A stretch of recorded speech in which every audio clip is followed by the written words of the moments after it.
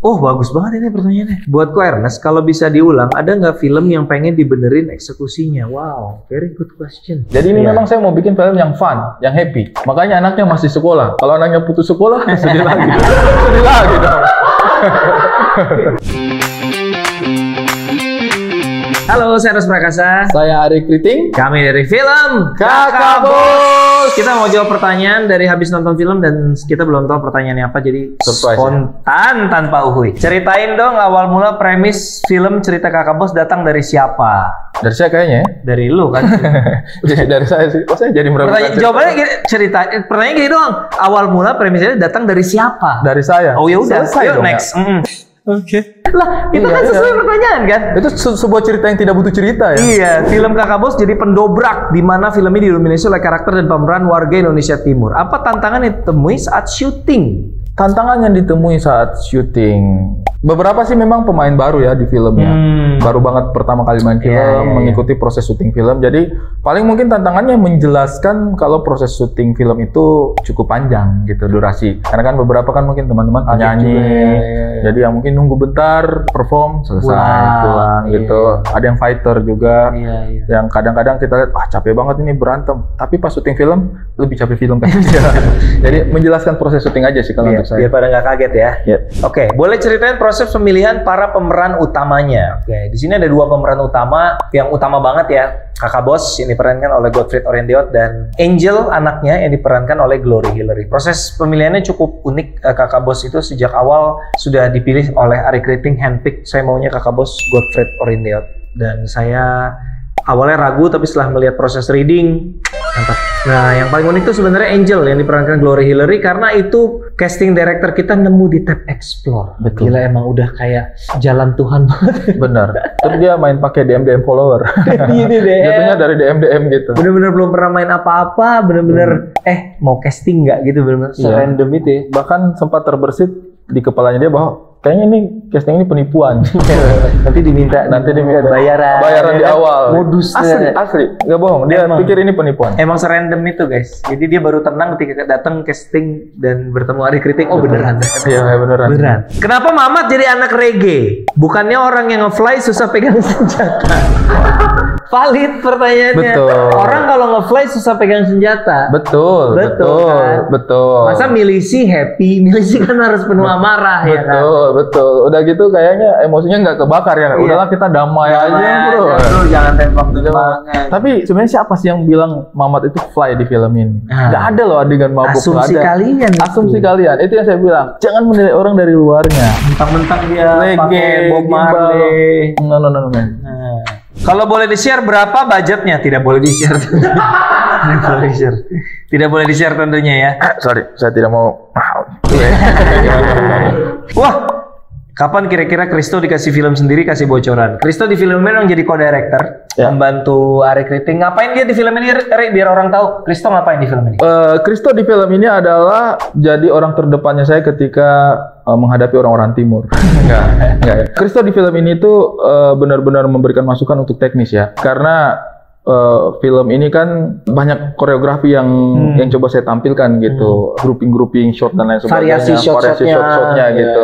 Saya butuhnya itu yang sinematik seperti apalah gitu. Jadi karena saya lihat Kristo di beberapa karyanya ibaratnya fresh, konsisten untuk bisa menunjukkan secara teknis dia itu punya lah knowledge-nya gitu. Jadi itu yang lebih dari lu lah yang pasti. Lebih dari saya lah. Jadi saya panggil Kristo untuk bisa bahu-membahu lah untuk membuat film ini lebih sinematik. Nah itu peran Kristo sebagai co-director di film ini. Tapi kalau menjawab kapan Kristo dikasih film sendiri, yang gue bisa bilang adalah very soon. Very soon Kristo lagi dalam proses penulisan skenario. Dia juga pernah cerita di Instagram lagi nulis. Lu sempat baca skenario? Belum. Saya baru baca sinopsis. Tapi saya ini sangat tidak sabar menunggu filmnya Kristo tayang. Karena ada keseruan yang berkaitan dengan Kakak Bos yang saya cerita kemarin itu. Kalau soal judulnya A few moments later. Itu berkaitan. Oke. Oh, bagus banget ini pertanyaannya. Buatku Ernest, kalau bisa diulang, ada nggak film yang pengen dibenerin eksekusinya? Wow, very good question. Kalau ada film, Ngenes lah film pertama. mentah banget eksekusinya menurut gua. Iya, karena director debut ya. Maksudnya lu debut layar lebar lu kayak gini gitu. Oh, bagus banget lah Ngenes menurutku. Tapi kan ini pertanyaannya pengen dibenerin eksekusinya, menurut gua pasti banyak yang bisa diimprove gitu. Betul. Mungkin ya karena secara story itu bagus banget film ceritanya. Cuma tapi secara eksekusi masih banyak lah yang bisa banyak yang belum nyampe, belum betul, kesampaian. karena banyak keterbatasan biaya, pengetahuan, pengalaman dan sebagainya. Berarti mungkin apa mau bikin apa? Masih Ini katanya dijadiin Ngenes reborn. Yang jadi gue Willy Salim gimana? Pilih Spurs juara IPL atau Koernes menang Oscar? Pilih Spurs juara IPL lah, lebih masuk akal.